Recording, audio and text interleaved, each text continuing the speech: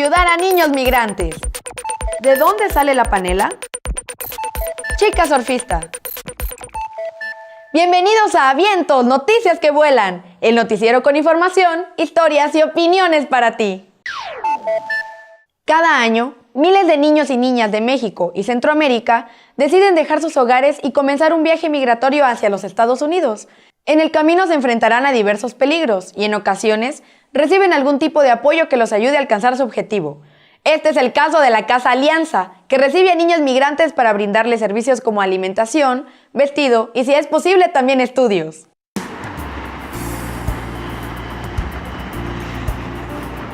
Tengo 13 años, vengo de El Salvador.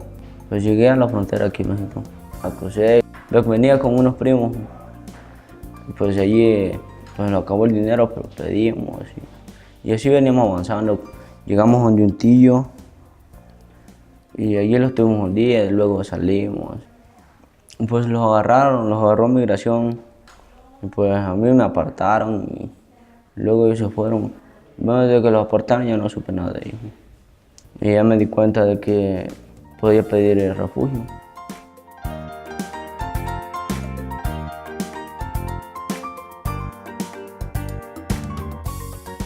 Bueno, no sé, mi viaje no creo que haya sido tan costoso porque yo venía en una rastra en el tráiler y venía con un primo de mi papá y él venía pagando todo. Él se fue porque él trabajaba de eso y a mí me entregó migración. No me despegaba de la ventana porque quería ver México, quería conocerlo.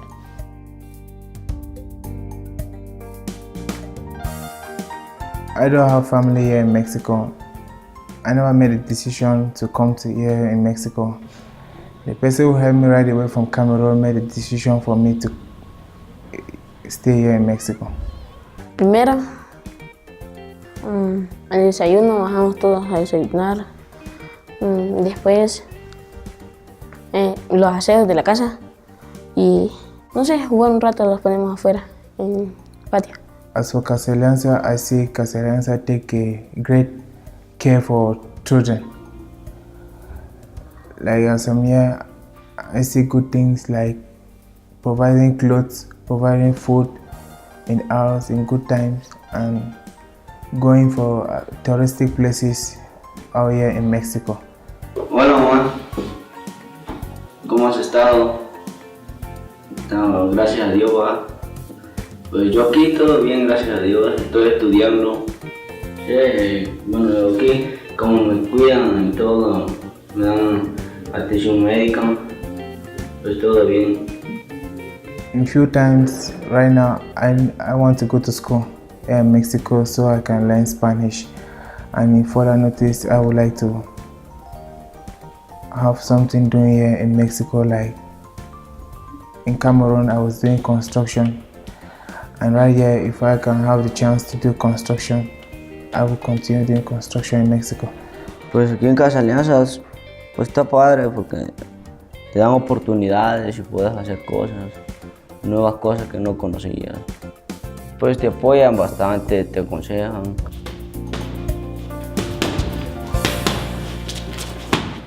Esperamos que estos niños y niñas alcancen su meta, que, más allá del destino geográfico, es la de poder tener una vida digna, en paz y con respeto. Aunque muchos productos pasan de moda, la que se ha mantenido vigente a pesar de los años es la plastilina. La plastilina nació en Alemania en 1880 y en la actualidad seguimos jugando y haciendo modelado con ella, tal como lo hicieron nuestros papás, nuestros abuelos y quizá nuestros bisabuelos. Quienes trabajan maravillosamente con ella son los asistentes al taller de Memo Plastilina en Guadalajara, Jalisco. Vamos a conocerlos.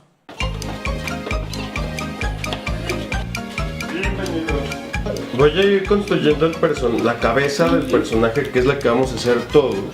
Sí, yo la hice a base de figuras geométricas, como este es un cuadrado, 4 rectángulos, círculos, una estrella. ¿Vas a embarrar tu base con cualquier color? Para mí el arte es algo que es escultura, actuación o así, que tienen un significado de algo histórico o así.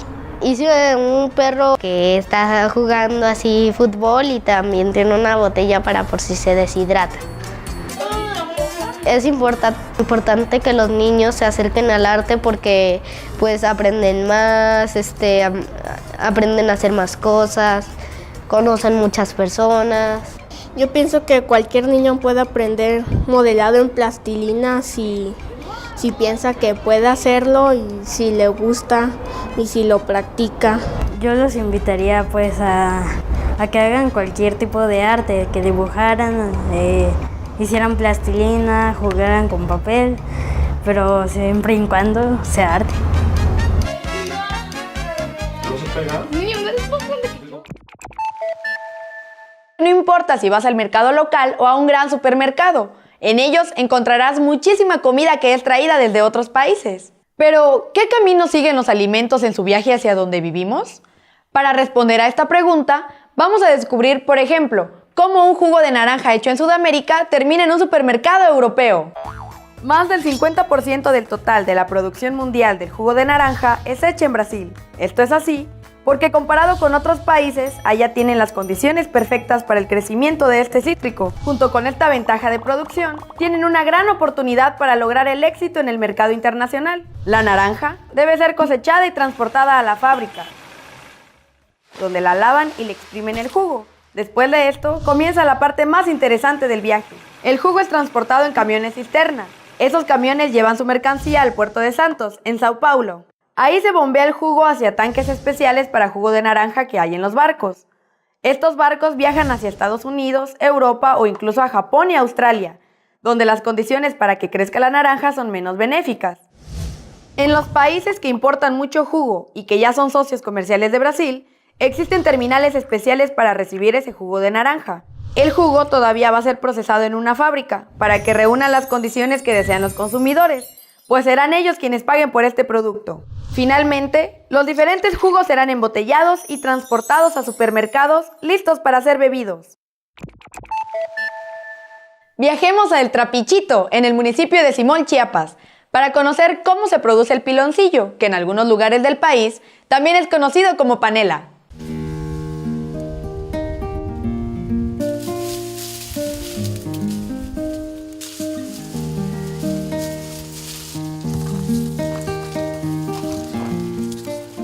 Aquí es una galera donde se elabora la panela. La panela es algo dulce que le gusta el paladar. En esta parte de aquí es donde se recibe el bagazo, que es lo que sobra de la caña. Y allá adelante es donde se mete la caña. Si ven ahí esa parte de ahí abajo es donde se aparta, donde es el jugo de caña, donde se traslada a la canoa. Ya que se junta el jugo de caña, se pasa en un tubo adentro del perol. Después se cuela para que así no vaya con suciedad o con residuos de bagazo. Y se traslada en el horno para que abajo le echen fuego y eso hace que se consuma. Después de 4 horas se traslada donde está la base para que ahí lo puedan menear. Eso hace que se ponga más durito. Después de que ya se enfrió, se traslada a los moldes.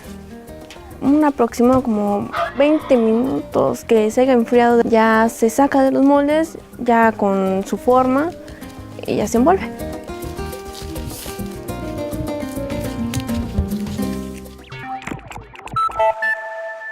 Si bien ahora es común ver computadoras en casa, en las oficinas y hasta en el transporte público, antes no era así.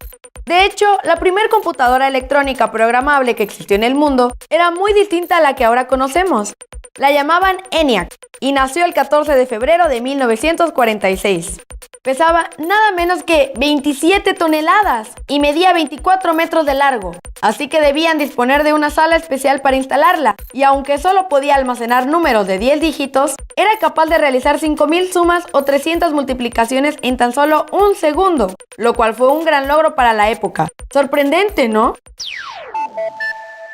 La NASA anunció que localizaron al menos 7 planetas girando alrededor de una estrella pequeña, que mide la 10ª parte de nuestro Sol, y además de ser ultra fría, se encuentra apenas a 40 años luz de distancia de nosotros. Lo interesante de este descubrimiento es que estos 7 planetas son similares en tamaño con la Tierra, y además de que 3 de ellos son rocosos, se calcula que cuentan con climas templados, es decir, podría haber agua en sus superficies, y tienen las condiciones para que haya vida en ellos. Sin embargo, por ahora, la única manera que tendríamos para saber si hay una forma de vida inteligente en estos 7 planetas sería que nos mandaran un mensaje, lo cual se ve muy complicado. De regreso a la Tierra, quienes sí mandaron un video a nuestra sección Dinos son niños y niñas de la comunidad 3 de Mayo en Mapastepec, Chiapas. Ellos viven en la reserva de la biosfera El Triunfo y han decidido recolectar las botellas de PET para ayudar a cuidar al medio ambiente. Te invito a conocerlos.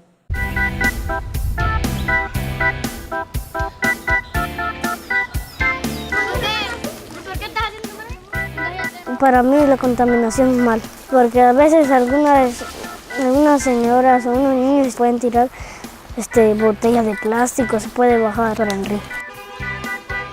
Cuando llegamos a la escuela buscamos botellas, salimos a la calle y rejuntamos más botellas.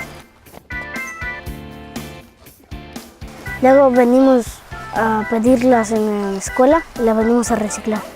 Porque si uno deja las botellas tiradas, se empiezan a juntar y a juntar más y ahí se empiezan a contaminar. Se reciclan muy lejos de aquí, donde ya no puede bajar para el río. Y sería que recogieran las basuras para no contaminar el municipio. Cuiden el planeta y no contaminen el río ni las calles.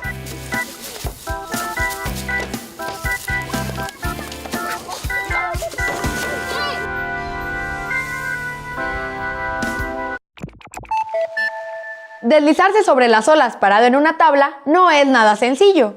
Para aprender a dominar este deporte se requiere de fuerza, equilibrio, técnica y practicarlo con constancia, tal como nos lo cuenta Potira, una chica brasileña que está dispuesta a pasar muchos años practicando surf.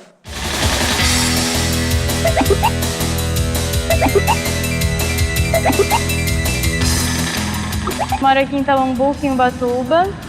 Eu vim pra cá porque a gente queria mudar e uma amiga da minha mãe emprestou a casa e a gente acabou gostando do lugar. Eu nasci em Minas e eu morei um tempo no Pará também. Eu vim para Ubatuba em 2008, meu irmão tinha 2, aí a gente veio pra cá e logo foi estudar na cooperativa, uma escola lá no centro. Aí desde que eu tô aqui eu estudo lá. Eu vim para Ubatuba e eu não sabia nada de surf. E aí eu vim pra cá e com tudo isso de morar em Tamambuca, que é uma das melhores praias de Ubatuba e tal, eu comecei a fazer escolinha lá no canto. Aí eu gostei, assim, mas eu só fui começar a surfar mesmo com uns 11 anos.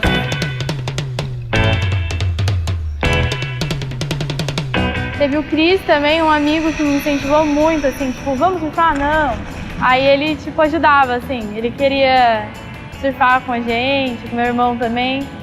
E aí foi por isso que eu acabei surfando, assim, agora eu gosto mesmo e vou por vontade própria e tal.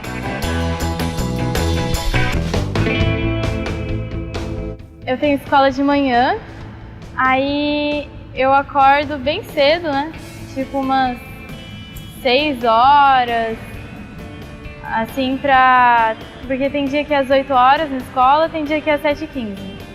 Aí a gente tem que sair cedo porque é longe. Aí tem dia que eu vou pro surf, que é eu faço escolinha na Praia Grande.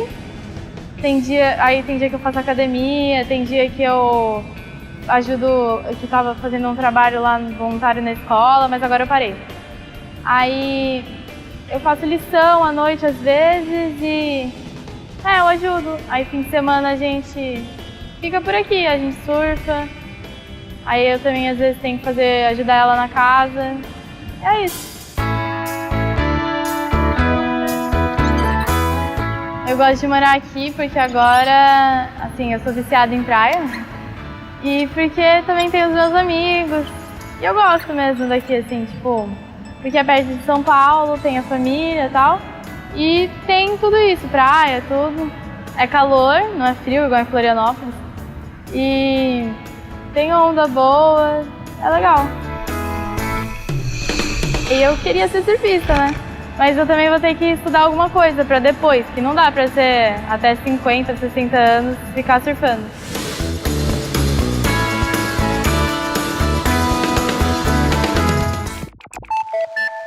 Muchas gracias por habernos acompañado en esta emisión.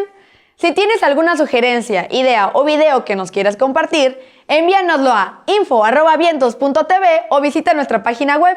Y no lo olvides, la próxima semana nos vemos por acá con más de Vientos, noticias que vuelan.